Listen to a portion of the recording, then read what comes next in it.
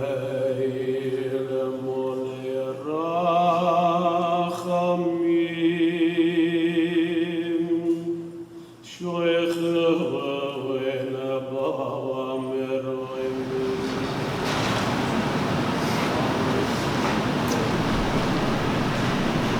would like to thank you all for coming today. Abba, I remember when Master Tante Hannah, mother's sister, why the one sentence that you said that stood out, I could not understand. He said that the women of Ethiopia were murdered in Av of 1941. Chav Kesov, Chav Shana. Tante Hannah was niftar on Tisha B'Av, Chav Shana Tisha B'Av 2003. And she joined the women of Ethiopia in Av. The men of Ethiopia were murdered a month before in Tammuz, 1941. Chavtes Tammuz, Tov Shana. You made sure to observe these yurtzites for your parents, your brother, your two sisters every year for close to 80 years. You, Abba, have also joined the men of Ethiopia in Tammuz.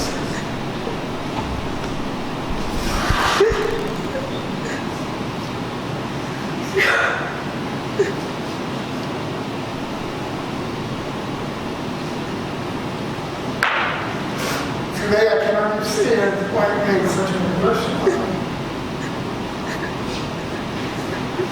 Thank you, Hashem, that you survived the war, the selections, that your mother's urging, and Moth, get out. You escaped through the window in the back of the shul, and the Nazis had rounded up all the women and children. In this way, you were spared your fate. The Nazis Yamach Shimon that a mass grave in the cemetery and shot all the Jewish women and children of Ethiopia who were held captive in the shuls. The Nazis knew that someone had escaped, and they were looking for you. But with Hashem's help, you were captured. You succeeded in getting to Shabbat, where Uncle Cecil, your mother's brother, lived. On multiple occasions, the Nazis would separate you from Uncle Cecil. But time after time again, with Hashem's help, you always managed to make your way back to his side.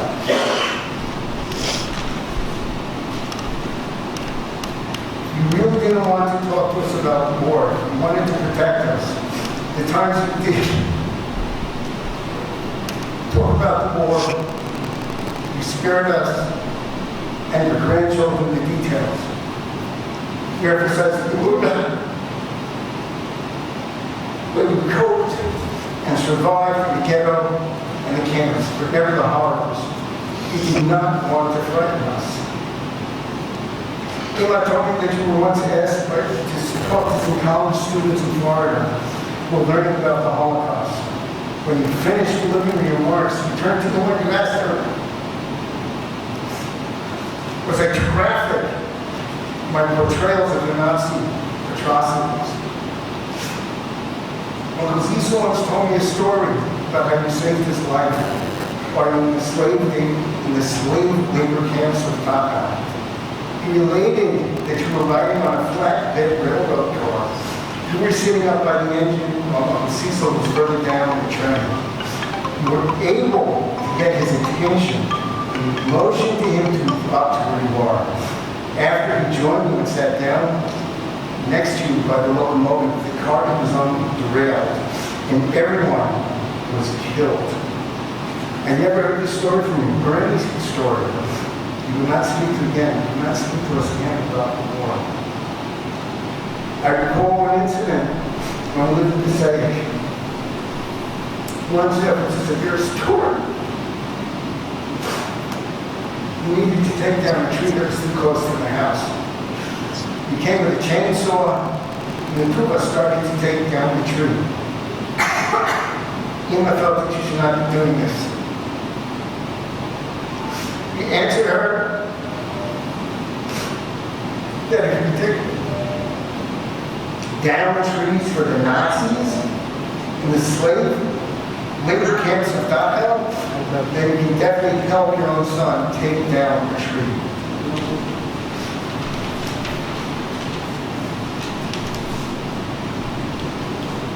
When you arrived in America, you strove to master English language. And most people do not even know that you were a survivor, as you spoke English without an accent. You finished high school, completed college with a degree in statistics. You were a speaker from above at Yeshiva University, and a master's in computer science from Columbia University. Your team at IBM was granted a patent for the computer chip that they designed.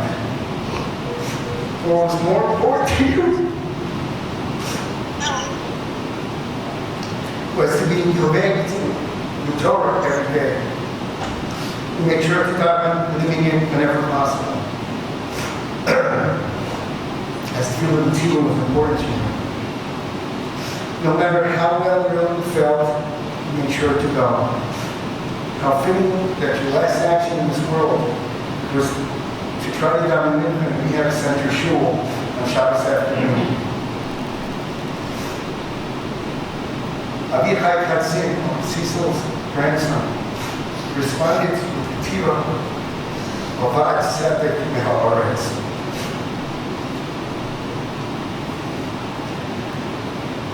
I remember you, Abba.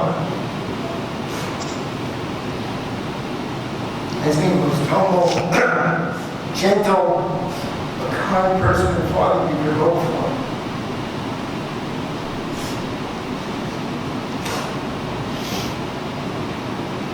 I hope that I, as a father and grandfather, can elevate you. I don't think so. Never bitter, never sarcastic, never unkind, despite all you went through, and all you suffered. You were always grateful for right now. How you loved and cared for the young and the boys. How in response to a question posed by one of your granddaughters when they were doing their genealogy report, they asked you what was the best decision you ever made.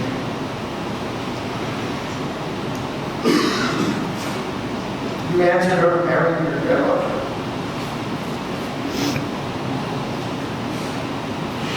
You were always there when we needed you.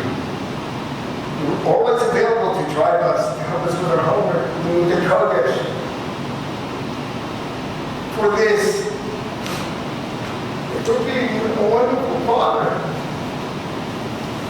a role model, a mensch, I thank you. I was amazed how you took care of Zayden. You treated him and he was your own father. Not your father. It bothered me that he was so far away that I could not be there to help him. To this, I told some of my brothers, Ari and Shmuel, and my sister-in-law's broken Yehudis, and most of all, Tima. I have some of the Chama, but I was able to see you and help you and Ima. Believe that we were there after Esther's wedding. But in no way does it compare.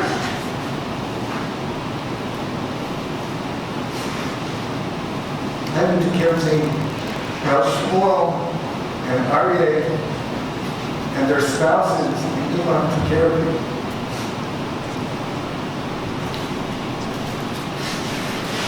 You were avenged against the Nazis instead of raised 4 sons. Baruch Hashem, all your children, and grandchildren, and great-grandchildren are Shomer Shabbos and Shur Come Israel. Forgive me for not calling often enough. Forgive me if I was not respectful enough. Forgive me most for my adolescent antics. May we be a male soldier for our entire family and for whole Columbus. Says Christian, he asked for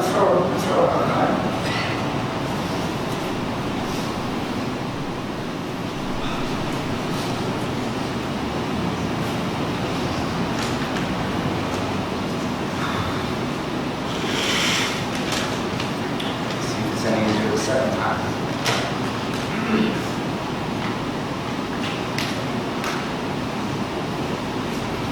Anybody who my father was one of the most kind gentlemen I've ever lived. He sparked the horrors of the Holocaust. And even then, he always put everyone else first. If he managed to get a little bit extra food, he would give it to a police or somebody else. He would argue who should eat it.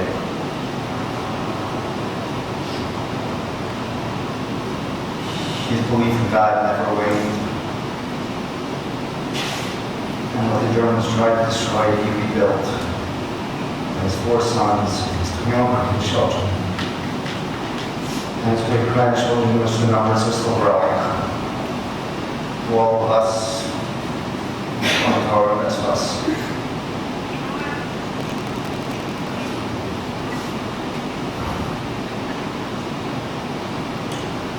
When we used to go down to Florida, visit them, my kids weren't over Zadie. Zadie's always in shul. He'd go early to say Tehillah, he'd stay late to learn the Torah, he'd come home to take a nap, eat lunch, and then go back again for another shift. Zadie lived in shul in Florida, that's where he was. When we come to Muncie to visit him, he'd be sitting in the living room in his recliner with his Gemara. Gemara was attached to him all the time.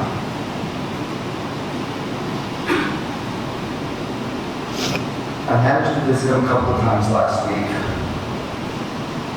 At the beginning of the week I saw him. He had turned around. He was in a great spot. I couldn't believe it. When we got there Shabbos, I had supposed to spend the Shabbos with him. And you could tell something that wasn't the same. But still, with Mark, I left his hands. He went down Friday night, came back. In the morning, I got there, didn't even down to Shabbos. He was learning. I came back to get it from Mikvah. He was sitting with us tomorrow. When we went down the Mikvah, he wouldn't leave the Gemara upstairs to his room. It's like he knew he was taking there with him to Shema. That was the last thing he had. He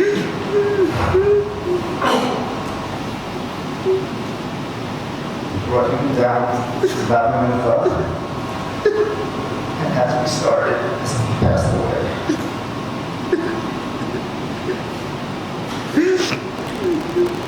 Several people told me that Shabbos after Shkia, the password is reserved only for Shul Tzadikim. And that's truly what he was.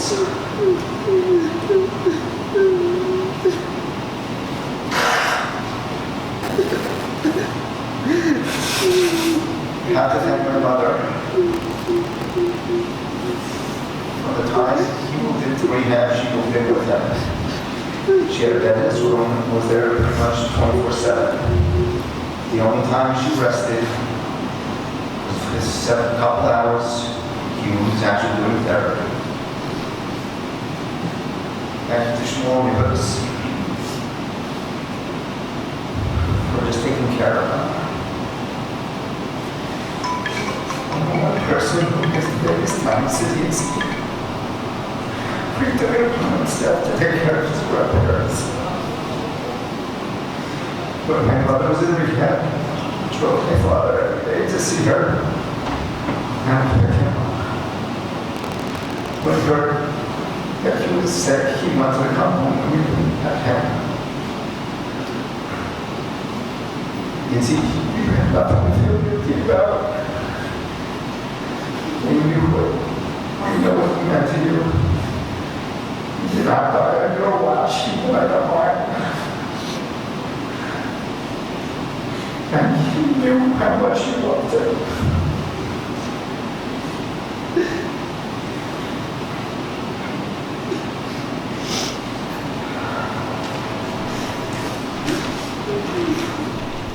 Zoals een aantal filmserie, serie.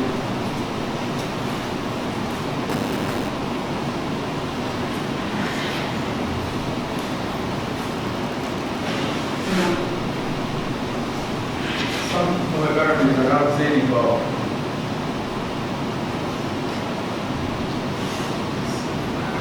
Friday night man, after the serie would take a save, usually it's first published. Wouldn't go to see posting by the table with the same. That's what shops are. Went to shops, was listening to Sadie sing. We're going up in the kitchen. They went to bed.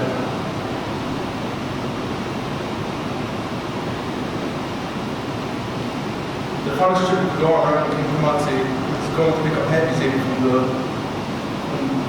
show where you were. Black car, that was the type thing you could do.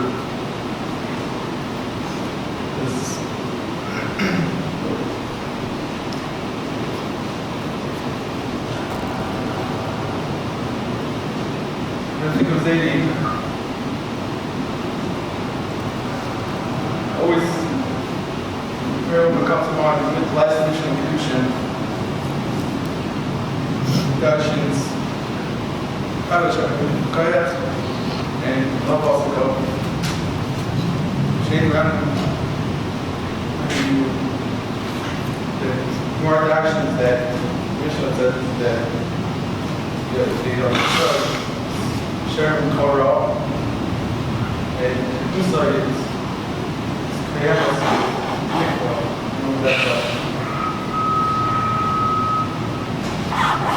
I asked why he thinks it's like why he was the only child that that was sent to learn and achieving child. He doesn't know. For sure it was Lashad that he was sent there because the fact that he was there as a boy, as learning and achieving, got to know the area, and they able to use that as an advantage to sneak out together to get food for Cecil and the rest of the family, and they were do that and they were able to survive. Just that the fact that he was the fact that he was sent to go learn yeshiva, that itself was yeshiva that he was able to survive. Later in life, people ask me, what's your grandpa do? Whenever he comes back from Florida from visiting there in Israel, he spends the day paying bills and stopping checks and learning. As he got older, he wasn't able to even do that. Well, every second of the day was sitting with the Savior. Every second, with the Gemara. I think his greatest godless was his touch. Everything he did wasn't with anything, wasn't a big deal. Everything was simple. Asked him how he was doing. Baruch Hashem with his fist bum. He's always happy. I never ever remember your raising his voice to be upset.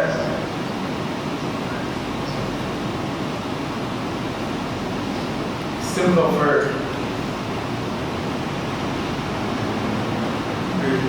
when we stopped and he spent time with us, especially remember when we were finishing getting money from my remember this I finished with Zadie. That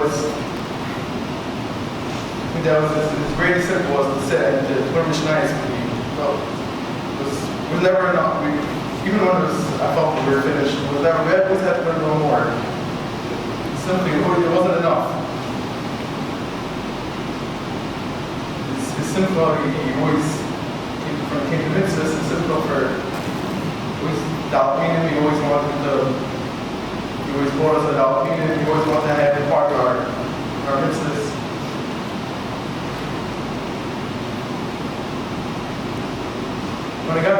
Zaydi was living there. Yes, when she told me after the come. I think that before Zaydi's time, Zaydi didn't exist. The average of the day. There's always, when is it time to go to shul? Is it time to go to shir? There's always before shir, when I come back after shir, when I come back after shir. There's always, his doctor was always on time. Our Shabbos was always, as I was getting ready for Shabbos, was leaving the shul. After that, he was always, no such thing as leaving right away. He said, I have to work for a few minutes. He was always there early, the first one to shul.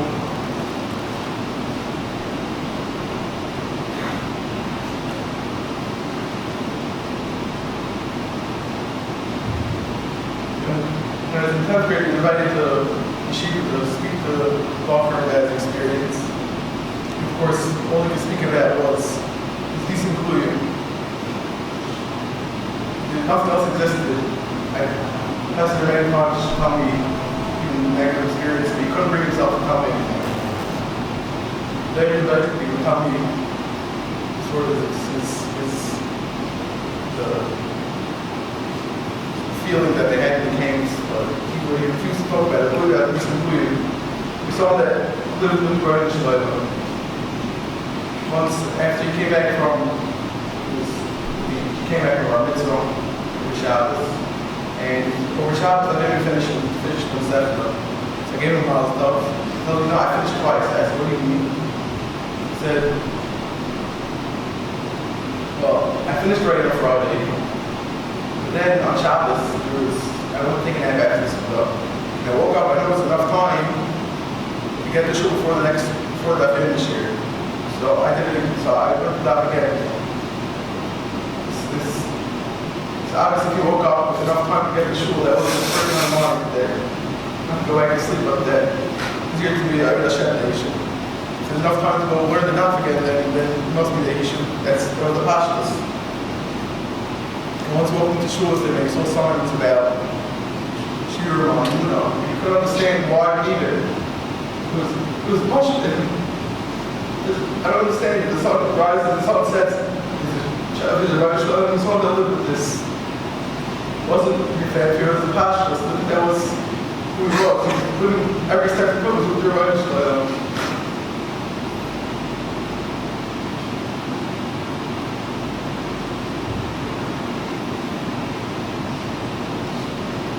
Same with people.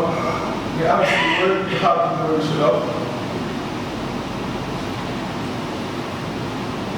You meditate, you can go to the show.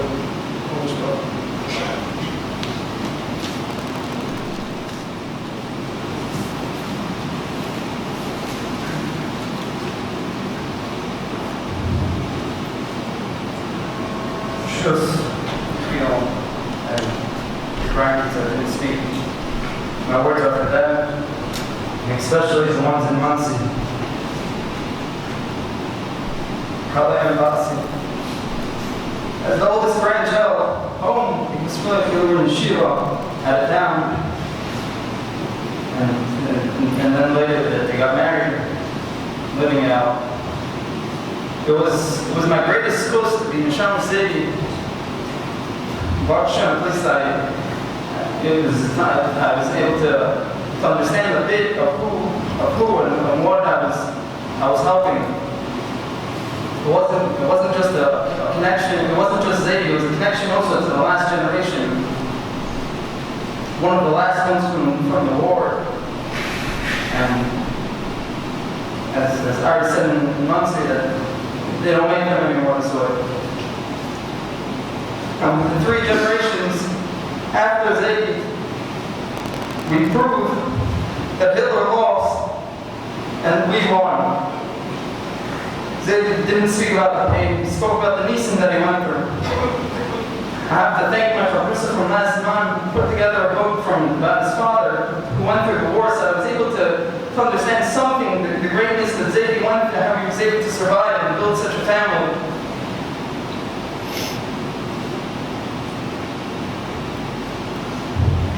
Zaydi played favorites with his grandkids. Every single one was a favorite. He loved us all. It was a golden heart for all of us, for everyone. His wife, his kids, his daughter-in-laws, his grandkids, and his great-grandkids, and any Jewish child. Zadie's magic shoulder, putting us to sleep, walking around the dining room table, singing his little nigunim. When Zadie would come home and when it was cold outside, he would let us know it was cold. He would put his hands down our neck, his freezing cold hands. With Zadie's famous, I see said the blind man when he'd either be leaving to shul or coming back, putting his coat away in the closet.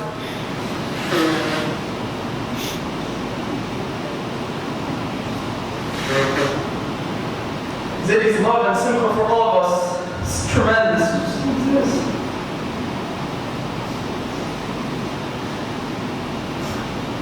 The greatest smile they can have is when we tell them we're going off to yeshiva. He'd put on a big smile. First, we'd come over to tell them, okay, we're leaving and say goodbye. Zadie, is that okay? We'd say goodbye. We'd tell them we're going off to yeshiva, we're going to leave, we're not going to be around. So he put on the biggest smile, the biggest gay gesund. And come with a big Talmud Chacham, steig. That's all that he wanted from us. When you Shabbos with Zadie, start with Zeshes Chayil and Ve'ad.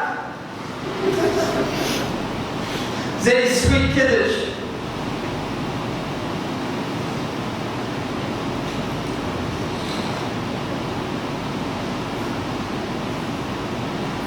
And later, as his hearing got a little harder, so he wasn't really able to hear when people would have conversations. He would be in the background noise, he wasn't able to hear. But one thing he always made sure to hear is when someone had a fart, had a dvarkei or something, even the most minute thing, he always made sure he heard it. Make sure you stood close next to him, and repeat it until he was able to hear and understand. Zadie didn't go to sleep after the Suda. He sat down by his seat. He cleared the table. He sat down by his seat. And with his Hirsh Komish or Gemara, Shabbos morning, walking up Cameo with Zadie, going to the community. So Shabbos was either 30, 40, but for some reason we always left at 8. Because we weren't going to miss the Rav's Mishnah Berurah here before Shabbos. It was part of it. It was no 8:30. It was before that. And going down to the Kiddush after going with the Zadie to Shal Shulis.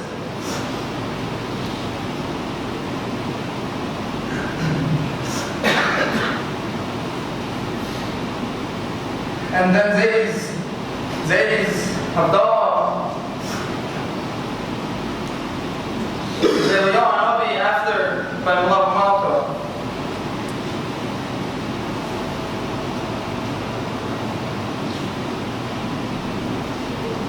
So all that Zadie had by davening,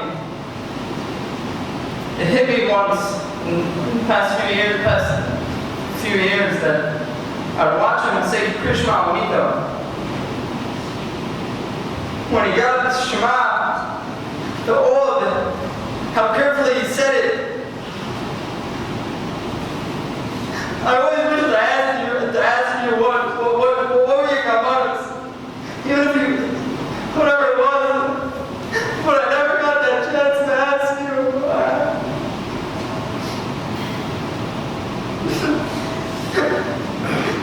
Everyone knows. Look at all I had. Davening in shul, when most people are sitting and standing, Zadie's always standing. Zadie's always listening carefully to Laney. One of the neighbor's son-in-laws went over to my father once and told him how and he sat on the other row Yeah, he told my father that instead, looking and watching Zaidi daven, he's a mechayiv to all of us. There's no one greater. You can't learn from anyone else that looks so simple. But with the kavanah and the awe that he stood there davening. Naram Zaidi always stood. Even till this year. This year we tried convincing him. My father tried convincing him to sit down. Bubby tried convincing him to sit down. It all failed. Zaidi wasn't sitting down. Everyone else was sitting. Zaidi was standing. He wouldn't sit. Naram, he's not sitting during davening. If there were pekach in shul, Zaidi always made sure to bring home. He always made sure to have some. Either from community to bring back, from the stuff, if there's an offer of something, he'd always bring back for us. Make sure that we had a pekach. We had something, we had some goodies.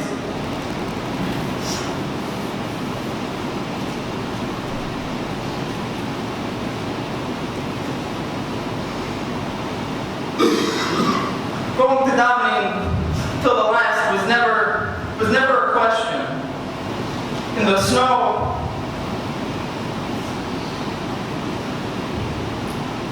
he always went. In the rain, he went. He would look out the window to check, is it raining? What's the weather like? To see if he could go to shoppers, to go to Minto, higher. In the winter, Bubby had to force him, tell him that, give her his word that he's not going to leave the house. Even then, with great sorrow, then only did he daven in the house. He wouldn't just, okay, Bubby said, okay, I gave Bubby my word, I'm going to stay here, okay, I'll daven here. No, he went out to the window to look. Is it really snowing? It's not, it didn't start yet really. I could go.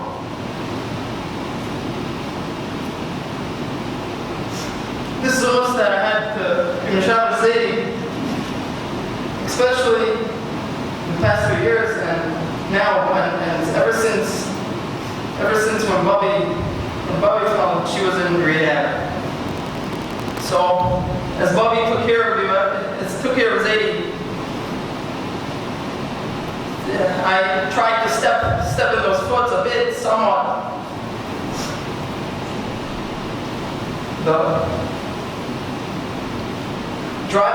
Bringing you to Bubby when I came home from lunch, and picking you up, you never let me just drive you. It was always, you sure you're going? You're leaving the house? You're going, it's not out of the way? You tried paying me. I told him, no, it's fine, I'm on my way to Yeshiva anyways, I'm on my way back. It's on the way. They said, no, I can't. I have to pay you. Take out his wallet. He tried paying me. I told him, no, me and Bubby worked it out already. So, fine. He quieted him for a few seconds. Or one round, back and forth to Bubby. But after that, as you came back and asked me, you sure you don't want more? You sure? Sure, I can't. It was more sorry that I didn't take anything.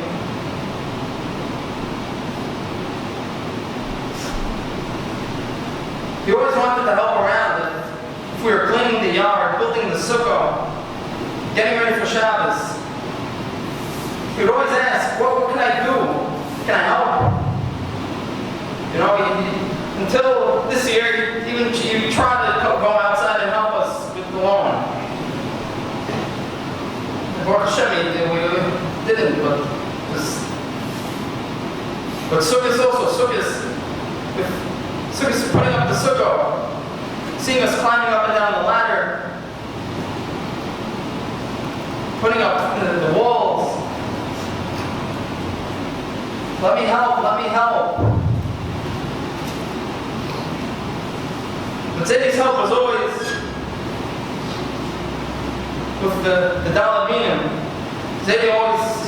We always had the best Daled Minim thanks to Bubby and Zaidi.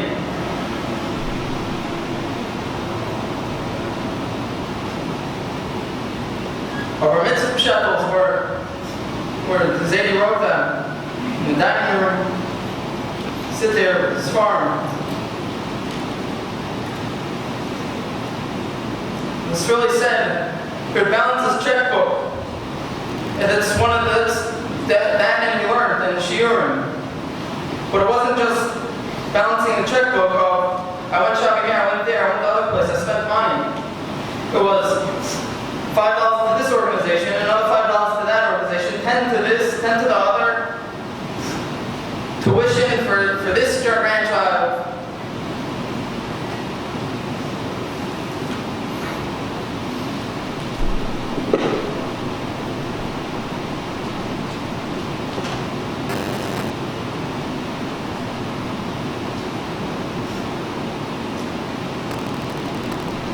When Bubby was away, so as his day always revolved around Shabbos, Mincha, and Erev.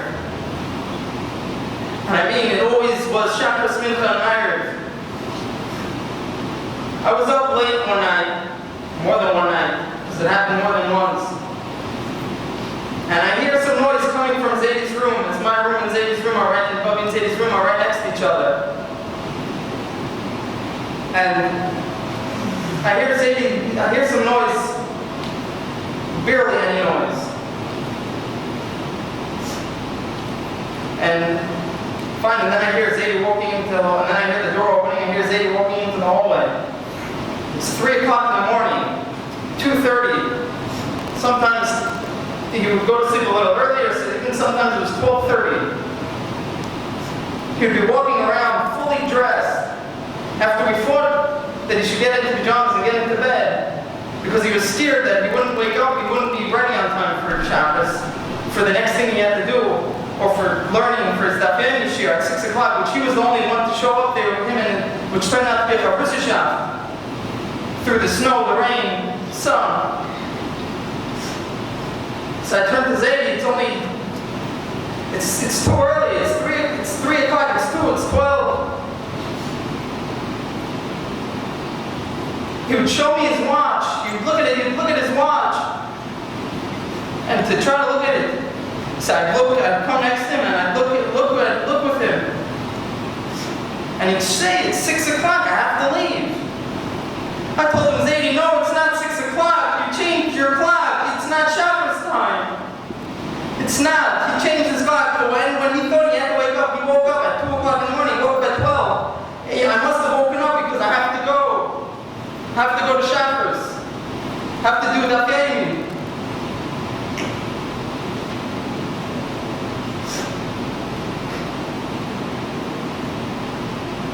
His simcha, his smile that he always walked around. If he saw anyone in pain, a child, a grandchild. And when Bubba was in rehab, every day Zadie would was. He'd hold his Gemara, put on his coat, hold his Gemara. And he'd get out of the recliner that he was sitting in, or Bubby, or the chair, depending on where Bubby was sitting. And with his smile, he'd take his Gemara and tell his wife, "Hey, Shlofen, rest up, be well, we'll see you, you'll come home soon." This was the beginning.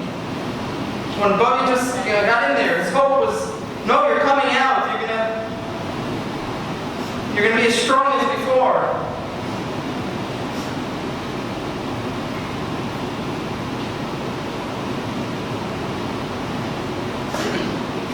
The simcha he had over Pesach, when we were all there and Moshe Aaron came in, the first time Moshe Aaron came in, it was just over a month. The smile, the simcha that was on Zadie's face when he walked in, it glowed, it shined. The next generation, we won.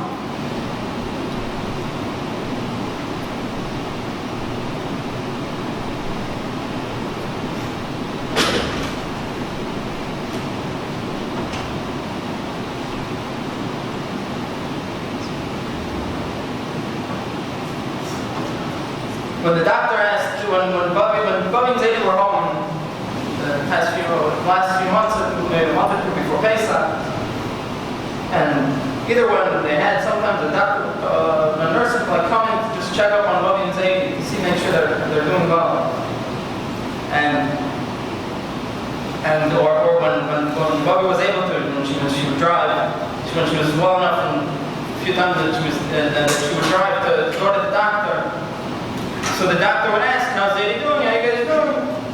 You know? Okay. His memory was going a little bit. A little more. His memory thing. But Bubba would go. When he's in front of his Gemara, when he has his Gemara, there's nothing in his way. He's as happy, he's as good, he's as healthy, he's as freight as can be.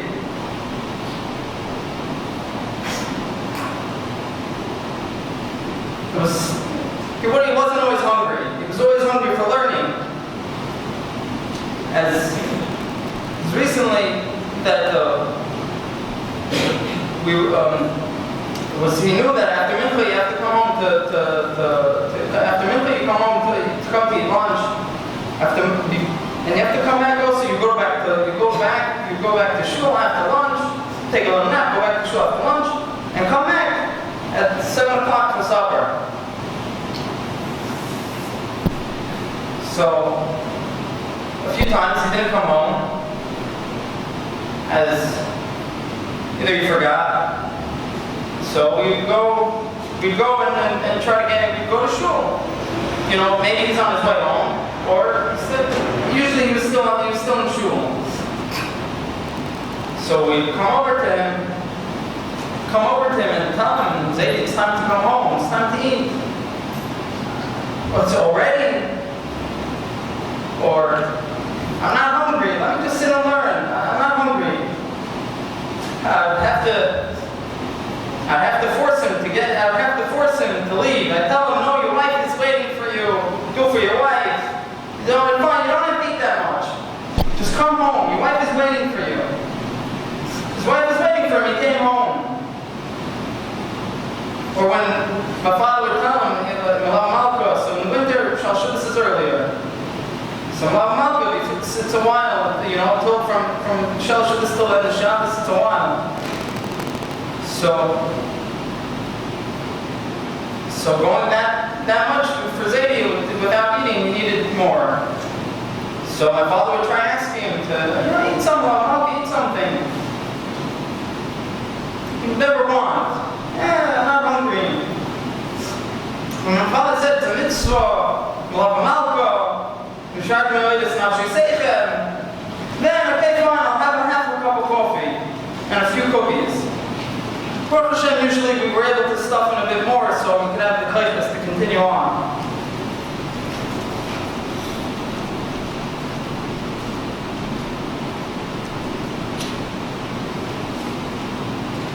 Zadie didn't waste anything. He always found a use for something. If there was something, plenty of cups that we had from the Arctic, and why would we throw out these cups? He wouldn't waste.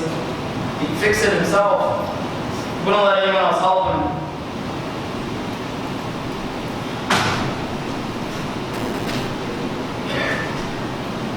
Pushy would try to help him get up. Wouldn't. After much fighting between us two, I'd find out be masking.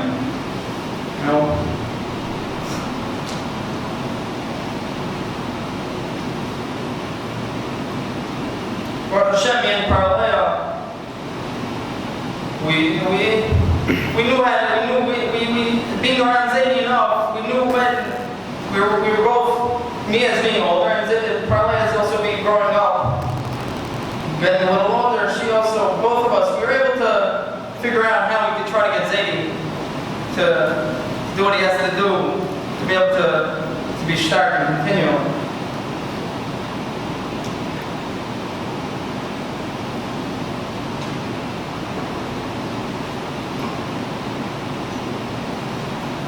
Let us see if they forgot their medication in the bedroom. They would never let us get it. They would always try to stand up and get it. But Baruch Hashem, for some reason, Basi always had it before they were even able to ask, or before they were able to say anything. Basi always was back in the kitchen with the medication and anything else.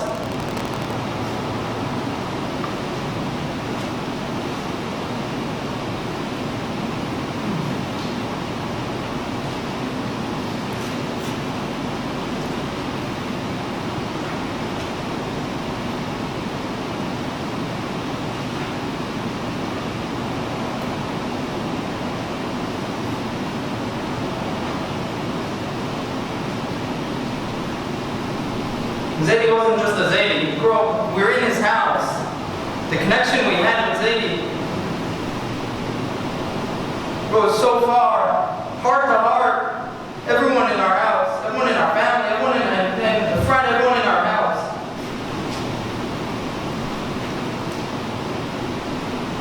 The schutz we had.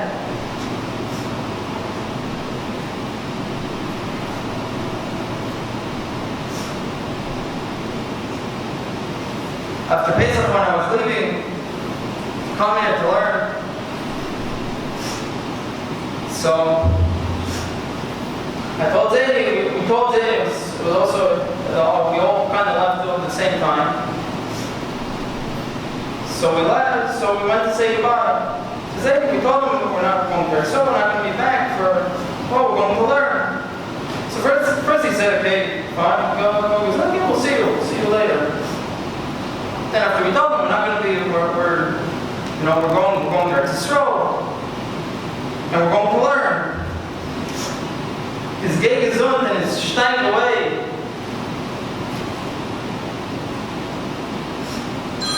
Nothing else would bring in that simcha.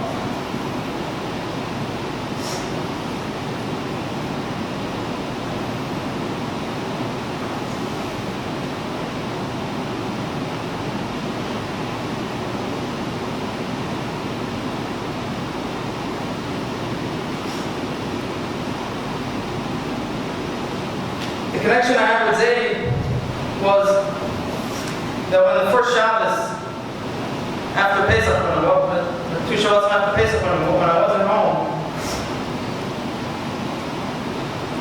so Zaidi would get to Amaitzi. Where's Yitzi?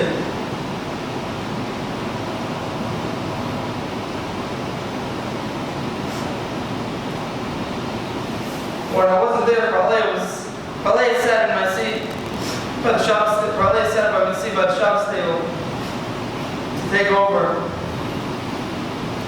help, make sure Samaitzi went well.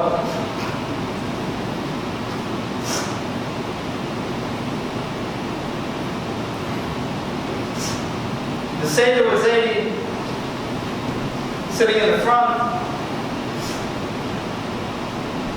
His famous different Torah, especially by Keenan.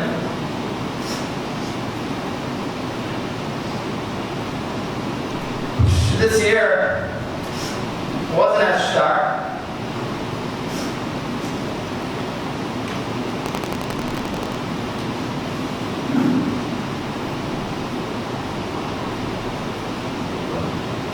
At least he was here with us then. He was there going through the Haggadah.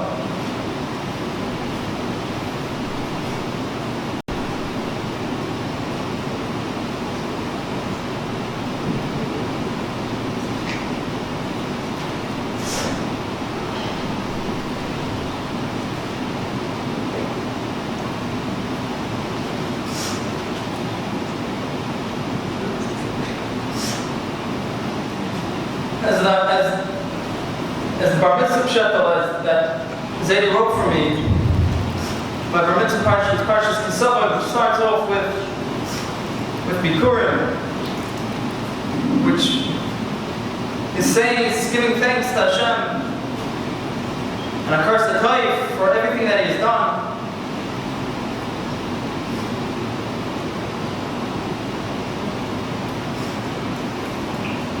Thank you that I was able to get such a shaykhus with you, Zaidi.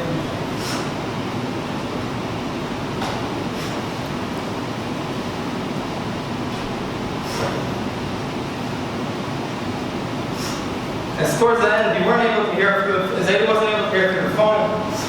So I'd speak with Bobby, our Shabbos, at different times. Cold and rehab thing. So about 2 weeks ago, after much fighting inside of me, to say or not, I told Bobby that I really want to come home, even just for Shabbos. Come home. He would say, just in the rehab. Bobby goes, it's not your place now. You're supposed to be an Israel learning. She was speaking for Bobby. Had I been speaking, she was speaking for Zaidi. Had I spoke to Zaidi, Zaidi would come out, hang up the phone with this that I try to tell him that I want to come home and visit him. To leave yeshiva and come home. Bobby told me, this is not where you're supposed to be right now. You're supposed to be there.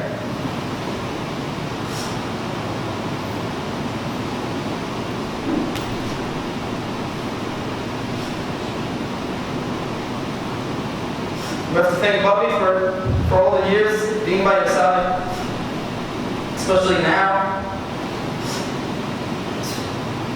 It's no chiddush, the way we saw both Bobby and Zaidi in the house, that to even leave that second, Zaidi always asking, okay, are we going to see Bobby today when Bobby was in the rehab?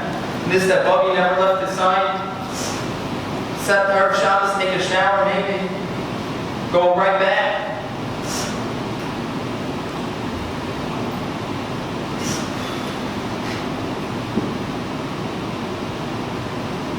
My mother for taking care, for Shver, taking care of her family, and for Shver no differently. For all the special needs, remindings, making sure he's okay. His four incredible sons and daughters-in-laws, or as Bobby says, daughters.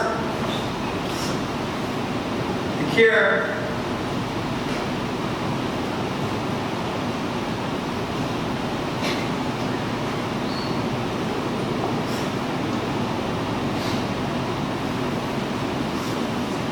And my two younger sisters, who were always there when I was there, to also help when we were helping out. But as I heard after I left, that they stepped in much more, asking for our layout, helping them.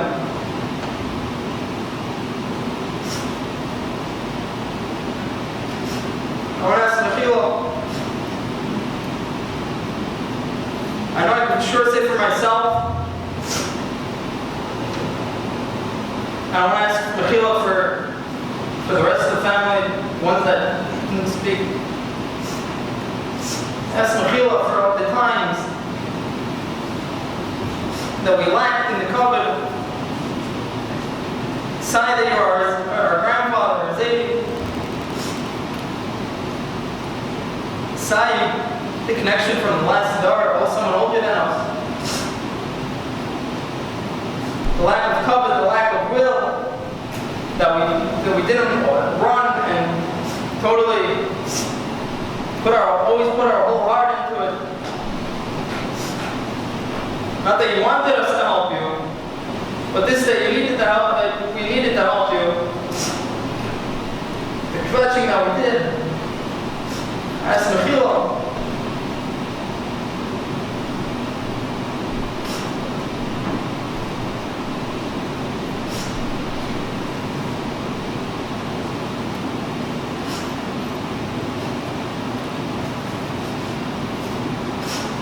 Maybe it made Sesha for our whole family.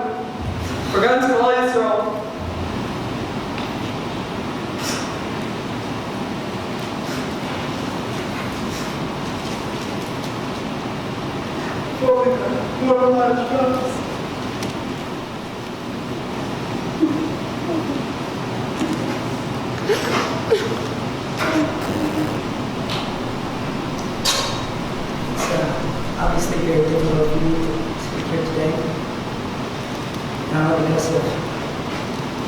father's passing.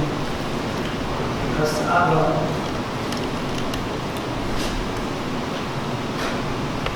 is a very quiet and secure person.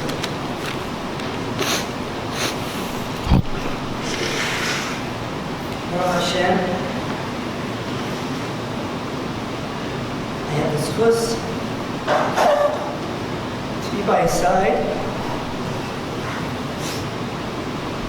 2 weeks ago in Muncie. This was the weekend, Parshas Bechukos in America. Parshas Bechukosai is a Parsha of Erica. Rashi explains why the value of an elderly man falls much more than that of a woman. Saba b'beisa pacha b'beisa, savti b'beisa, sima b'beisa. During this weekend I was there, I saw where my father was. How this saying did not at all characterize him. He had become somewhat confused towards the end. And the first thing he would do when he woke up, you could hear him. He would speak quite loudly through the door when he spoke to my mother. Yes, is it Shabbos? Is it Shabbos? And then he would get up throughout the day, he would ask if it was time for shul, for the daf yomi. And when he was told no, he would sit down, and they just open his Gemaras to him. And he would just sit there, and then the entire day, he never got impatient, he never yelled, he never lost his temper. During this time, my mother's 24/7 devotion and care is truly a factor in my father's ability to continue to learn and be comfortable. My father, Abba, Baruch Hashem, lived a long life. He was a Holocaust survivor.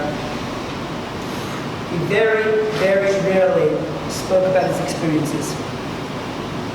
When he did, he would often speak about the Ashkacha Pratis he experienced to survive.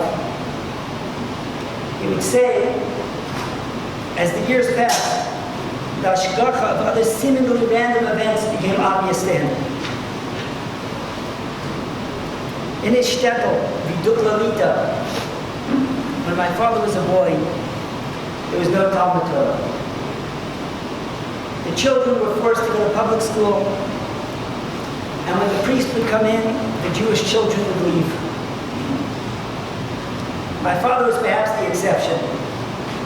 At age 11 or 12, he left home to go to learn in Shalom and slept in 8 strangers' homes. This would later play a role in saving his life. Torah Makno Matzla. In 1941, my father was 13, and the Germans arrived in Vidukla. On Chavtes Tammuz, the adult males of Vidukla and neighboring Namoksht were murdered and buried in a mass grave near the railway station. 1 month later, the women and children were herded into the shul, from where they were later taken to the base only to be killed. Only after that same priest tried to convert them. While they were there in the shul, they were surrounded by German soldiers. There was a window in the Ezra's Nashim that had been broken and never fixed. This window led to a dead-end alley where the outhouses were. My father, with the aid of a friend, pried off the wooden board that was there.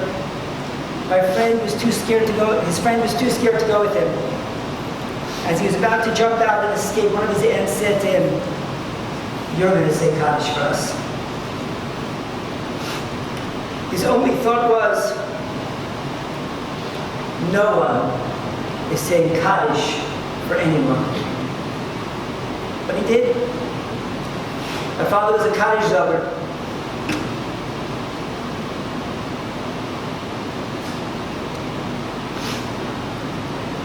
A family that didn't have people say Kaddish for him, and he would say Kaddish for them.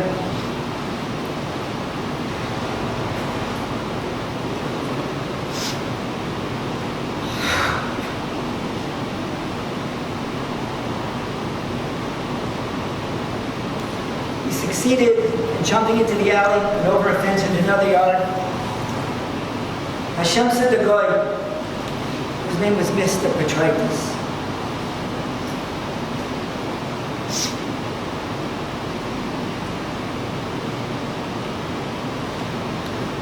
That wanted to help him. That wanted to save him.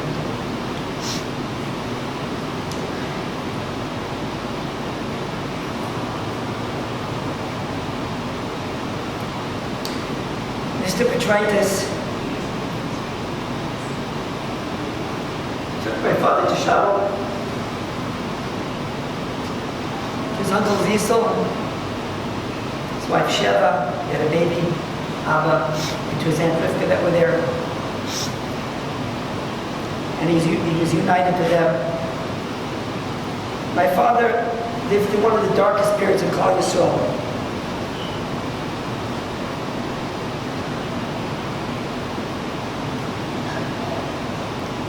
He came out with his emunah intact. The emunas chabalelos.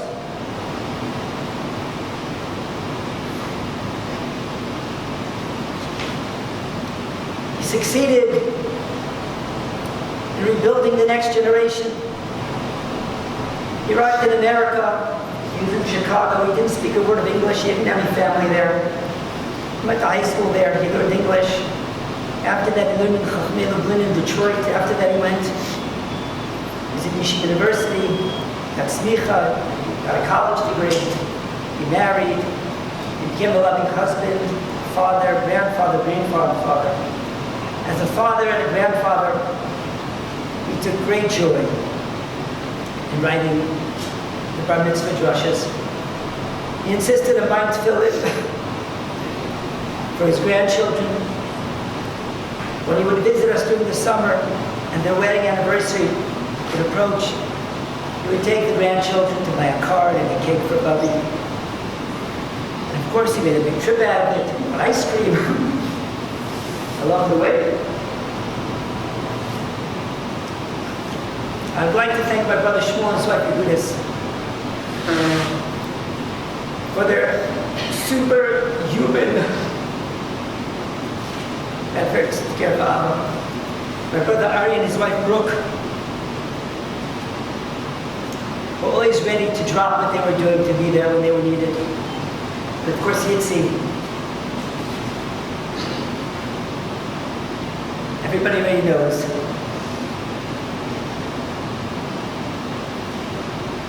Yitzi was the Flemish resident.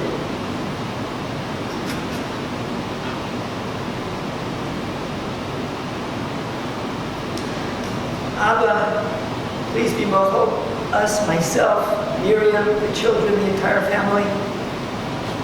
We were so far away.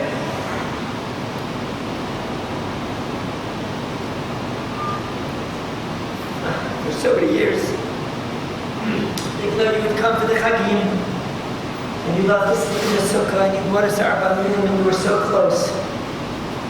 But we never did what we needed for you, but we never.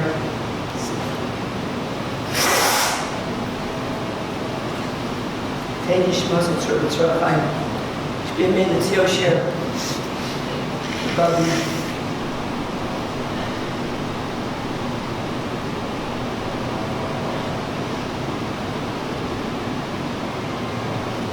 The entire family.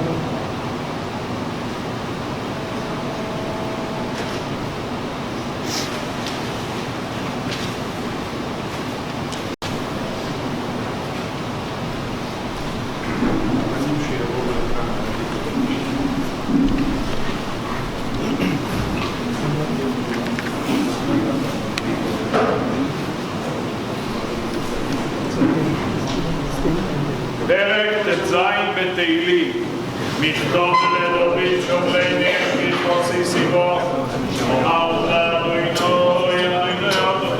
סיבה לפה, לקדושי מאשר בארץ, ובדברי כוכב ציבור, יקדו עצמו יסומך ולמור בלצים, תסתם ופידון בלסרץ, וישומך ספוסוי, אדוני מנס, בנקי ופויציאל, אותו מרגוי רולי, אבל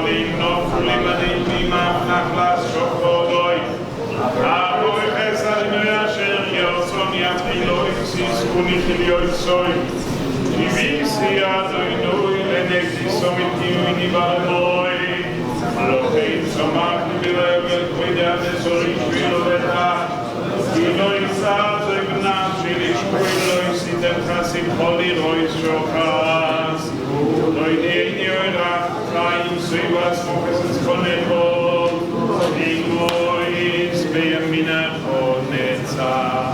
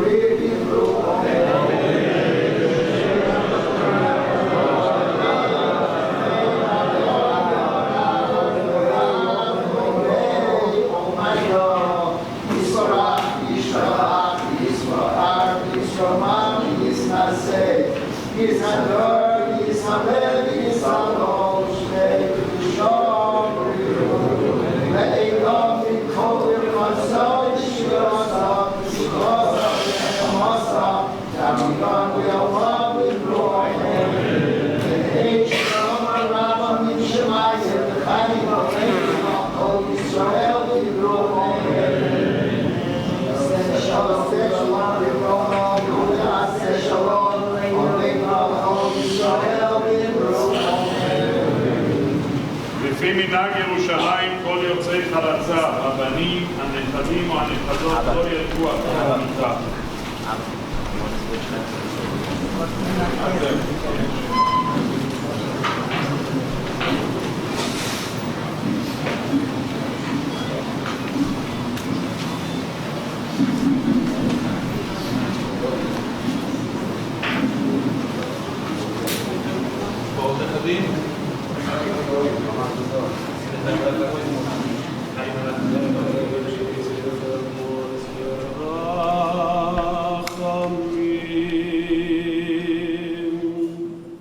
Sure.